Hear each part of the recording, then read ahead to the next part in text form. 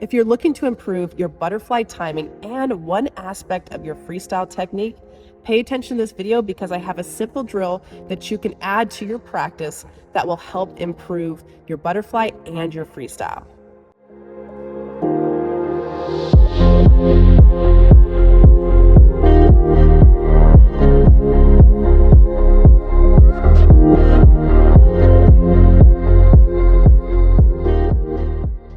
Hey swimmers, welcome back to the Swim Vice channel. I'm Coach Mandy, and today's topic is on a quick drill that you can add to your practice to help benefit not only your butterfly timing, but also your freestyle.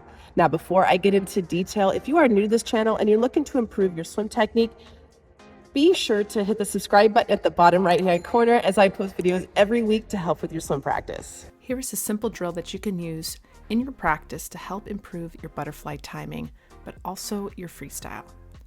What you're going to do is remain one arm out front leading while staying rotated on one side. You will then release a single arm forward multiple times with a butterfly kick. What this drill is going to teach you is one, rotation. This is something that's useful for freestyle.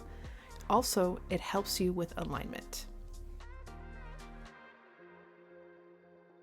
Secondly, when practicing the one arm drill, you will also get comfortable with having both arms out front. So as you see here, my right arm is entering the water while my left arm is still extended. So it helps you really get comfortable with having both arms in front of you as often as possible. And lastly, what it will also help you get comfortable with is keeping your breath low to the side. So this is helpful for your freestyle technique and is something that you'll naturally start to incorporate when practicing the one arm or single arm butterfly drill. And also when practicing the single arm drill, as you get used to the timing of your kick and how it's connected with your arms for your entire fly technique.